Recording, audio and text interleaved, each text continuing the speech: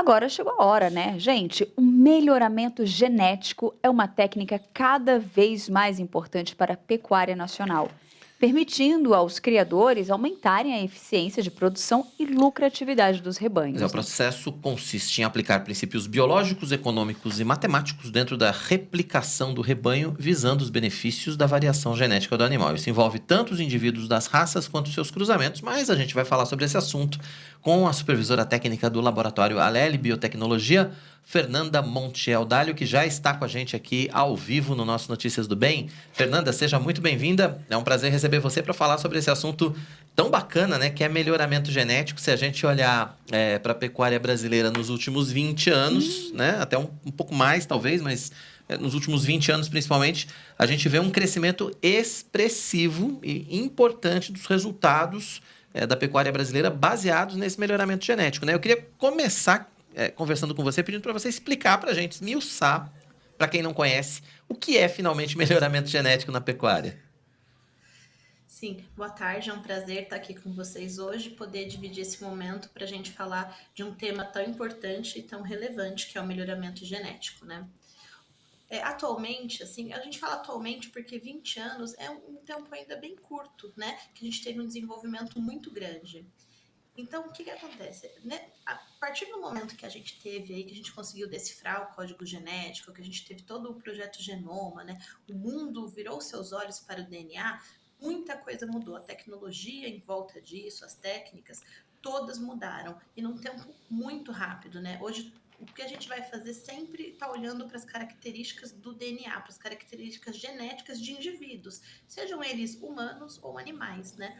E por que isso é tão importante quando a gente fala de criação, né? Muita gente, quando pensa em melhoramento genético de gado, pensa que vai ser produzido clones, gados então super musculosos, modificados geneticamente. Existe uma fantasia muito grande, né? Mas o melhoramento genético nada mais é do que a gente conhecer, né? Ter a propriedade e o conhecimento sobre a genética desses animais, então de diferentes raças, seja esse animal para corte, seja esse animal para leite. Quando a gente tem todas essas informações genéticas, o que o criador ele consegue fazer? Ele consegue separar esses animais. Então ele consegue saber exatamente quais animais daquela linhagem são bons reprodutores, então são animais que devem ser ali usados para reprodução, para que as próximas ninhadas também tenham aquelas qualidades genéticas. Ele consegue saber qual o melhor animal para venda, seja pela maciez da carne, seja pelo tipo de leite, né? Então ele consegue ter essa informação. E qual animal geneticamente ali ele não está estruturado para fazer parte daquele rebanho, daquela fazenda, e ele pode então revender para fazendas, para ali produtores que ainda não estão assim tão preparados no mesmo nível que esse produtor já está, né? Uhum. Isso a nível de pensar assim, mas o que isso impacta então para a humanidade, para as pessoas, para o consumo? É muito importante isso para o consumo, porque vai chegar para o consumidor um produto com uma qualidade muito melhor, né? E ao mesmo passo que você tem esse desenvolvimento correndo de uma forma muito mais sustentável. Uhum. E hoje, quando a gente fala do melhoramento genético, né, e o produtor, como que está essa relação, né? Esse entendimento da parte deles, essa busca por essa técnica, né, nesse trabalhar, né, do dia a dia Os, deles. pro- os pecuaristas, principalmente quem mexe, né, com gado, eles fazem parte de associações. Então, desculpa. Então, ali cada raça é ligada a uma associação. As associações elas estão se preparando para isso, né? Hoje todas as associações já exigem desses criadores o exame de DNA. Então todo animal ele tem que ser genotipado, né? A gente tem que conhecer o perfil genético desse animal e normalmente a exigência é que isso seja feito de acordo com os padrões da Sociedade Internacional de Animal Genéticos, que é o ISAG, né? Então, o que a gente faz? O criador, ele já sabe pela associação da importância que ele tem para poder fazer esse exame, para poder ali criar esse rebanho. Então ele não pode já, em todas as associações, não se pode perder a genealogia desses animais. Tem que se conhecer a genealogia de reprodução dessas fazendas.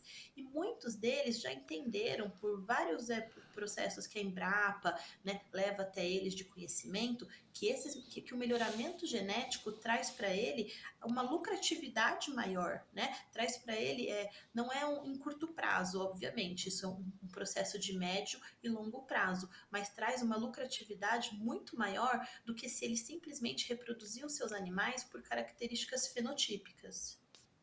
Fernanda, você comentou no começo, né, a respeito do preconceito que ainda há com relação a essa questão, quando a gente fala de melhoramento genético, o consumidor ainda precisa ser mais esclarecido a respeito de como se obtém essa carne de qualidade em menos tempo, com o bezerro, com o novilho precoce acabando antes, quer dizer, isso ainda falta essa comunicação com o consumidor final, você acha?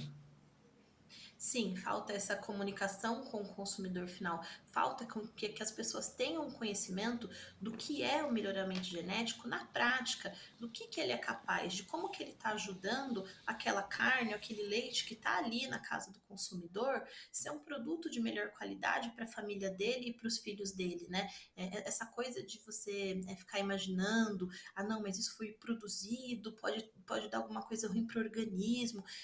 Isso foi criado na época que teve os transgênicos, né? Que surgiu o assunto da soja transgênica, de animais transgênicos, então as pessoas ficaram muito assustadas e pegaram essa ideia e colocaram dentro do melhoramento genético, dentro da área de agropecuária. E não é assim que as coisas acontecem, né? O melhoramento genético, ele é de suma importância dentro dessa área, né? Tanto para gado, para cavalo, para a criação de ovelha, né? Hoje a gente tem melhoramento genético também para vegetais, para eucaliptos, né? Para espécies nativas do Brasil. Então, as pessoas precisam realmente ter essa informação, que essa informação chegue de uma forma, lógico, que uma forma didática para que a pessoa seja capaz de compreender, mas de uma forma ali verdadeira, muito clara, para as pessoas compreenderem o trabalho que está sendo feito.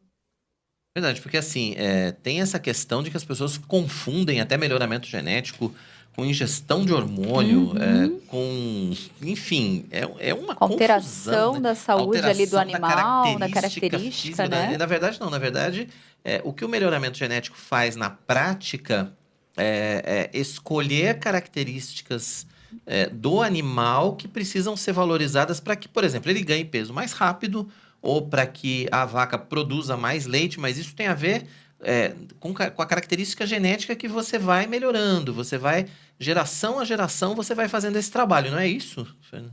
Sim, você vai melhorando isso a cada geração, a cada progenie, né? Por isso que o melhoramento genético, ele indica os cruzamentos a serem feitos para que você melhore essa progenie. Ele não é uma manipulação gênica, ninguém vai manipular os genes daqueles animais, não é isso. Mas sim, ele consegue indicar para gente, dentro das especificações daquele animal, se aquele animal é melhor para leite, para produzir, vamos supor, uma qualidade de leite A2A2. Então, o pecuarista, ele consegue ali tomar uma decisão de cruzar dois animais A2 para produzir somente leite A2A2, ou se for em relação à maciez da carne. Então, ele consegue ali cruzar, obter cruzamentos onde ele sabe que a nova progênese vai trazer aquelas características. Uhum. E Fernanda, assim, a partir do momento em que o pecuarista ele decide ter esse melhoramento genético, decide fazer esse trabalho, utilizar essa técnica, qual é o tempo que vai determinar para que ele tenha a criação Resultado, né? completa, o resultado completo de um bom desempenho, uma boa criação, assim? Demora alguns aninhos? Demora uns aninhos, sim. Demora, hoje a gente tem aí uma expectativa de pelo menos aí uns 10 aninhos para você realmente, né? Se você começa do zero esse melhoramento genético, demora uns aninhos. Mas dentro desse prazo, você já vai colhendo frutos. Né? Por exemplo, se ele já consegue, dentro do melhoramento genético, identificar essa coisa, essa questão hoje que a gente tem muito do leite A1, A2, da beta-caseína, se ele já consegue ali, dentro do rebanho dele, identificar quais são os animais que vão produzir leite com a conformação da beta-caseína 2A2, ele já vai separando esses Uhum. animais e promovendo o cruzamento somente entre eles. E ele já vai tendo um leite com um valor muito maior de mercado agregado. Tá certo. E aí tem uma outra confusão também que se faz, que confundir melhoramento genético com cruzamento industrial. Por exemplo, você usar duas raças diferentes e cruzar as raças e a partir delas você ter um mestiço, enfim, que teriam características positivas das duas raças. São coisas diferentes, né? São coisas totalmente diferentes, né? O melhoramento genético, ele não traz esse tipo de conduta, ele não está aqui para promover cruzamento entre raças diferentes e avaliar depois. O melhoramento genético, a palavra já diz, ele é um melhoramento da qualidade genética, ou seja, um Uhum. melhoramento das próximas gerações. Então, é para promover acasalamentos onde as próximas gerações tragam boas características que sejam ali relevantes do que o criador desse animal precisa, né? Tem até uma série na Netflix que chama Melhoramento Artificial. E é muito interessante isso que você falou, porque chega assim a ponto de você ter nos Estados Unidos, por exemplo, criadores de cachorro, tentando reproduzir ali cachorros com luz ultravioleta através de bactérias que emitem essa luz, e eles chamam isso, isso é melhoramento genético. Isso Não, não é, né? isso não é melhoramento genético, isso não está nem dentro dos padrões éticos, né, da comunidade. Mas a gente vê que às vezes as pessoas assistem essas coisas, têm esses conhecimentos, juntam essas informações e acabam crucificando o melhoramento genético, que na verdade é uma técnica que veio só para agregar, né? Hoje você tem no Japão melhoramento genético na área de bois, ele é muito bem aproveitado, né? Porque como eles têm um espaço muito menor que o do Brasil, eles Uhum. levam tudo ali que eles conseguem de informação genética em consideração para promover bons acasalamentos e para conseguir uma progênese muito boa. Certeza. Se a gente for pensar em resultado prático no Brasil, por exemplo, quando a gente pensa em criação extensiva de gado, por exemplo, ou mesmo uma criação intensiva, a gente pensa em reduzir o tempo de criação para que o boi termine. A gente usa essa frase, né? Para que o boi termine mais cedo, ou seja, para que ele alcance o peso ideal para o abate mais cedo. Isso já é uma realidade no mercado brasileiro? Sim, através do melhoramento genético isso já é uma realidade. Você tem aí algumas raças onde você consegue alcançar esse tempo bem mais cedo. É uma realidade que alguns criadores já conseguem viver, e são alguns criadores que começaram um pouco mais cedo essa história do melhoramento genético. Sim, e isso sem influenciar na qualidade da carne, né? Ou pelo contrário, você Não, vai ter não. uma qualidade melhor, inclusive, da carne. Pelo contrário, você não influencia de Uhum. uma forma negativa, né? A influência é positiva. A gente vê que eles promovem testes de maciez e você ainda consegue uma carne de extrema qualidade, que é para isso que o melhoramento genético veio, né? Hoje, por exemplo, a gente tem uma média de que 1 hectare de terra você consegue colocar ali 6, 7 cabeças de gado, né? E você tem um tempo Uhum. maior para que esse gado, né, esse novilho, ele chegue ali no que é necessário para o abate, no caso, ou para a produção de leite. Com o melhoramento genético, esse tempo ele é diminuído, então você consegue aproveitar muito mais esse espaço de terra que você tem. Reduzindo, então, até a questão do desmatamento. A área que você vai precisar talvez possa ser Muito menor menor. do que o que você precisaria no formato, né, no tradicional, né, na produção Sim, tradicional. inclusive um dos pilares do melhoramento genético é o desenvolvimento sustentável, né? O melhoramento genético ele surge também com essa ideia de que forma que a gente pode, né, promover o nascimento de novas progêneses, mas de uma forma sustentável. Então, sim, previne esse desmatamento e que a gente já vê no Brasil, que é um desmatamento muito grande, né? Uhum. A gente está falando Uhum. bastante de melhoramento genético é, do gado de corte, principalmente, mas isso vale para gado de leite, isso vale para suíno, isso vale para aves. Esse trabalho Para ele está sendo feito equino, para milho, soja, passarinho, enfim. Tem Tudo. melhoramento genético, hoje está sendo estudado em todas as frentes, né, Fernanda? sim, todas as frentes. A gente tem a Embrapa, né, que é um órgão do governo muito competente, que faz trabalhos assim incríveis nessa área, que apoia muitos dos criadores, né? Ela traz a inovação, ela é uma área, um órgão muito preocupado em trazer essa inovação. O que eu acho que é interessante que a gente tivesse mais órgãos como a Embrapa trabalhando com essa inovação, né? Trazendo Uhum. cada vez mais o melhoramento genético para perto desses produtores, para que a gente pudesse alcançar um número enorme deles e realmente atingir grandes índices de um desenvolvimento sustentável. Uhum. Fernanda, eu gostaria que você, assim, né, para a gente deixasse assim, os contatos, falasse um pouquinho hoje, antes disso, né, mas falasse um pouquinho hoje do mercado, como é que está essa questão hoje, né, das empresas que desenvolvem esse trabalho, como é que nós estamos, né, de profissionais nessa área, capacitados? Há espaço?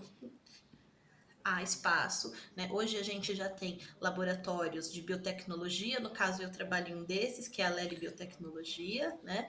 Mas a gente tem aí também outros laboratórios voltados para esse mercado agropecuário, com técnicas de biologia molecular. Primeiro porque o exame de vínculo genético, que seria o quê? O DNA desse animal, ele já é obrigatório pela grande maioria das associações, né? Então esse exame já Uhum. tem que ser feito. E existem também empresas que já estão oferecendo testes de melhoramentos genéticos aqui no Brasil, né? É o próximo passo também aqui do nosso laboratório, da Aleli, para trabalhar cada vez mais, né, junto com esse criador. O que eu, né, profissional do mercado, acredito que falta é uma formação voltada, né, para esse mercado agropecuário, porque as técnicas todas, né, de biologia molecular, os profissionais que são formados, engenheiro agrônomos, biólogos, biomédicos, veterinários, a formação ela é sempre muito voltada para o público humano, então é deixado um pouco de lado a importância, né, desse mercado agro, que é muito importante, né? A Com partir do momento certeza. que você consegue um desenvolvimento sustentável de pecuária, de equinocultura, isso vai impactar a vida também dos humanos, ligados direto ou indiretamente a isso. Uhum. Mas eu vejo hoje que o ensino superior, ele não volta os olhos para esse mercado. É, Uhum. é verdade. Voltando um pouquinho naquilo que a gente já falou, quer dizer, existe uma falta de divulgação dos resultados e do que é feito efetivamente, porque aí entra também a questão dos chamados transgênicos, né? Que também fazem parte desse escopo do melhoramento genético, a gente pode dizer. Mas também falta um esclarecimento maior, na sua opinião. Existe muito preconceito ainda com relação aos transgênicos, faz mal, não faz mal, enfim. Existe ainda assim muita desinformação, né? E aí as pessoas então elas têm um grande achismo dentro dessa área e o que elas acham de repente por informações ali erradas ou por não entender muito bem como se dão, né, esses procedimentos, acabam se espalhando falsas notícias, né? Muita gente, eu tenho conhecidos até hoje que vão no mercado e se vê que o suquinho lá de soja tem um T de transgênico, isso eu não vou tomar porque eu posso morrer por causa disso. Aham. Né? Então, eu acredito que deviam ter trabalhos que explicassem melhor para a população o que são essas técnicas, né? O que essas técnicas, qual que é a proposta dessas técnicas reais ali, o que de bom essas técnicas estão agregando e mostrasse também que não existe um efeito colateral ruim na aplicação delas. Na verdade, mostrar estudos, né, que provem isso e que esses Uhum. estudos sejam acessíveis para a grande maioria das pessoas que isso não acontece, né, Fernanda? Sim, você precisa trazer isso de uma forma didática, de uma forma que as pessoas compreendam. Você não pode falar, a gente brinca muito na minha área, né? Assim, não pode falar muito biologuês, né? Você tem que trazer isso, você tem que trazer isso de uma forma muito clara, de uma forma Sim, que atinja esse público, né? Porque aí as pessoas vão ter uma compreensão e vão entender melhor a importância disso. A gente viu muito isso acontecer agora um pouquinho com essa vacina, como é, como não é.